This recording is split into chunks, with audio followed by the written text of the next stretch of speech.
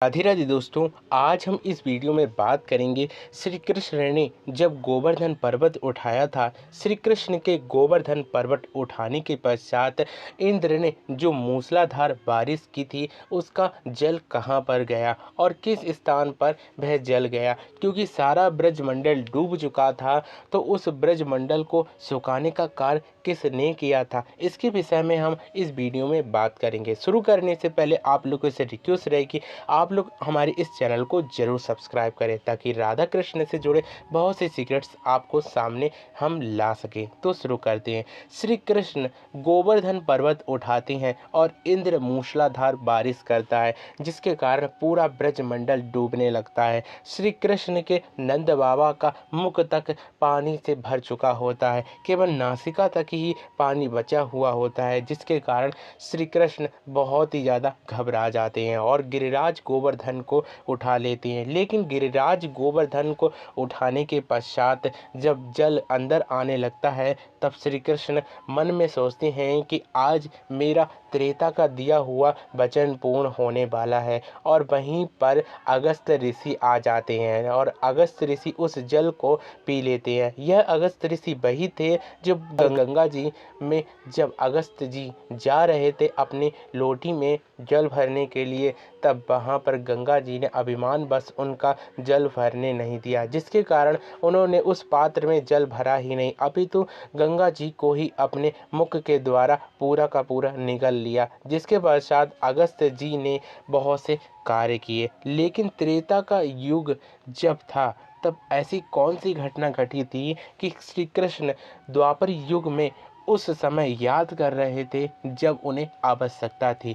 तो यह गाथा त्रेता युग में उस समय की में माता सीता बहुत ही सुखता के संग रहने लगी। माता सीता का एक प्रण हो गया था कि जब तक वे किसी ब्राह्मण को भोजन न करा लें तब तक मैं स्वयं पाती नहीं थी। जिसके पश्चात उन्होंने श्री रामचंद्र जी से एक बार कहा कि मैं जितने भी ब्राह्मणों को यहाँ आप बुलाकर लाते हैं मैं भोजन कराती हूँ, मैं थोड़ा सा भोजन करते हैं और जिसके पश्चात उनकी सुधा शांत हो जाती है और वह यहाँ से चले जाते हैं। यह सुनते हुए श्री रामचंद्र जी कहते हैं कि ऐसा नहीं हो सकता है देवी, कल तुम्हारे पास एक ऐसा साधु मैं लेकर आऊँगा जिसे तुम खिलाती रहोगी लेकिन उसका पेट नहीं भरेगा।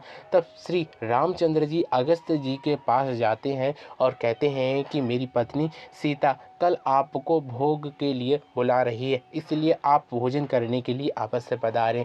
और यह भी कह देते हैं कि अगर आप भोजन के लिए आएंगे तो मेरा बहुत ही ज़्यादा सौभाग्य होगा। श्री रामचंद्र जी की यह बात को सुनते हुए जब माता सीता ने देखा कि एक साधारण से ब्राह्मण आए हैं और उनका भोजन कराने के लिए जब वह लग गई, जिसके पश्चात श्री रामचंद्र जी ने कहा कि आप ऐसी लीला करना जिसके कारण मेरी पत्नी दुखी हो जाए। और वह बार बार मुझसे यही कहती है कि जो भी ब्राह्मण आता है वह थोड़ा ही खाकर चला जाता है। इसके पश्चात अगस्त जी इतना खाते हैं कि अयोध्या धाम में जितना भी भंडार होता है वह खत्म हो चुका होता है। स्वयं माँ सीता बहुत ही ज़्यादा परेशान हो जाती हैं और कहती हैं कि अब इन ब्राह्मण देवता को मैं क्या खिलाऊं, क्योंकि मेरे स्वयं को खाने के लिए भी कोई भोजन नहीं बचा है, श्री रामचंद्र जी को खिलाने के लिए भी कोई भोजन नहीं बचा है। इसका क्या कारण हो सकता है। जब सीता माता श्री रामचंद्र जी के पास जाती है और सारे ब्राह्मण के स्वरूप में आए हुए कोई दिव्य पुरुष के बारे में बताती हैं,